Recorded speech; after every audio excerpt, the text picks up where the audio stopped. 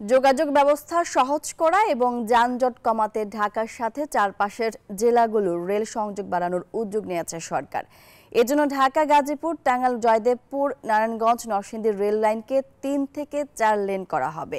রেলের মহাপরিচালক জানান, আগামী ১ বছরের মধ্যে শেষ হবে কাজ, ব্যয় ৩,৪০০ কোটি টাকা। এদিকে পদ্মা রেল সেতুকে বরিশাল, কুয়াকাটার সাথে যুক্ত করতে সম্ভাব্যতা যাচাইয়ের কাজ শেষ হয়েছে। শাহনাজ ইয়াসমিনের রিপোর্ট। কমলাপুর থেকে পদ্মা সেতু হয়ে দেশের দক্ষিণাঞ্চলের রেল যোগাযোগ বাড়াতে কাজ শুরু হয় ২০১৮ সালের অক্টোবরে। প্রথম পর্বে ৮০ কিলোমিটার কাজ শেষ হয় ভাঙা পর্যন্ত। ৩৯,২৪৬ কোটি টাকা ব্যয় ধরা হলেও ১৮,৫০০ কোটি টাকা সাশ্রয় করে প্রকল্প শেষ হয়। ওই প্রকল্পের আওতায় যশোর পর্যন্ত ১৭২ কিলোমিটার, খুলনা পর্যন্ত ২১০ কিলোমিটার রেল লাইনের কাজ শেষ হবে এ মাসেই।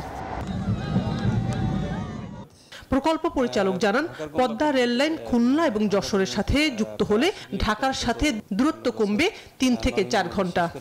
ঢাকা থেকে খুলনার মধ্যে প্রায় ২১০ কিলোমিটার দূরত্ব হ্রাস পেয়ে যাবে। ঢাকা থেকে যশোরের মধ্যে প্রায় ১৯০ কিলোমিটার। এতে করে স্বল্প সময়ে খুলনা এবং যশোরের মধ্যে ঢাকার সাথে একটা যোগাযোগ স্থাপিত হবে।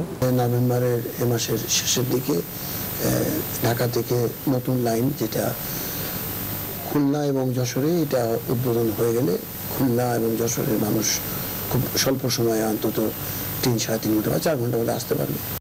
রেল নেটওয়ার্কের আওতা বাড়াতে পদ্মা রেল লাইনকে বরিশাল এবং কুয়াকাটা পর্যন্ত যুক্ত করতে চায় সরকার।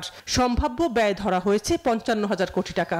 বাংলা থেকে বরিশাল হয়ে কুয়াকাটা পর্যন্ত প্রায় ২২৪ কিলোমিটার রেলপথ নির্মাণের জন্য এটা ফিজিক্যাল স্টাডি হয়ে গেছে।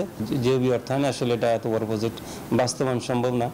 এটা বিদেশি কোনো ডোনার পার্টনার পাওয়া গেলে, ডেভেলপমেন্ট পার্টনার পাওয়া গেলে এটা তখন এটা বিবেচনা করা হবে আর কি। সেগমেন্ট আকারে করার একটা চিন্তা ভাবনা আর কি করা হয়েছিল। আগামীতে যদি সেরকম ফিজিবিলিটি স্টাডিতে যদি সাপোর্ট করে, তাহলে হয়তো এটা পাট করে আগানো যায়। ঠিক আছে, ঢাকা থেকে বরিশাল ইনক্লুড করা হলে পরবর্তীতে ওটা সামনের দিকে আরো এগিয়ে নিয়ে যেতে পারে। এদিকে দেশের ৬৪ জেলাকে রেল নেটওয়ার্কের আওতায় আনতে চায় সরকার। সেই ধারাবাহিকতায় ঢাকার সাথে চারপাশের জেলাগুলোর রেল লাইনের লেন হবে ৩ থেকে ৪টি। এখন আছে ২ লেন করে। রেল মহাপরিচালক জানান, ভারতের অর্থায়নে ৩,৪০০ কোটি টাকা ব্যয়ে এই প্রকল্পের কাজ শেষ হলে ঢাকার চারপাশের যানজট কমবে। নারায়ণগঞ্জ, তারপরে এদিকে ময়মনসিংহ বা জয়দেবপুর, টাঙ্গাইল, নরসিংদী, ব্রাহ্মণবাড়িয়া, এই বেল্টকে যদি আমরা এই থার্ড লাইন, ফোর্থ লাইন হয়ে গেলে আমরা যদি অতিরিক্ত অনেকগুলো ট্রেন চালাতে পারি, তাহলে ঢাকার উপরে চাপও কমে যাবে। এবং আমরাও মনে করতে যে এটা এখন আমাদের ১ নম্বর প্রায়োরিটি, যে আমরা আসলে এটা করতে চাচ্ছি। এছাড়া এক জেলার সাথে আরেক জেলার রেল যোগাযোগ বাড়ানোরও উদ্যোগ নিয়েছে রেল কর্তৃপক্ষ। পুরনো লাইন সংস্কার এবং নতুন লাইনের কাজ চলছে বিভিন্ন জেলায়। শাহনাজ ইয়াসমিন, নিউজ 24, ঢাকা।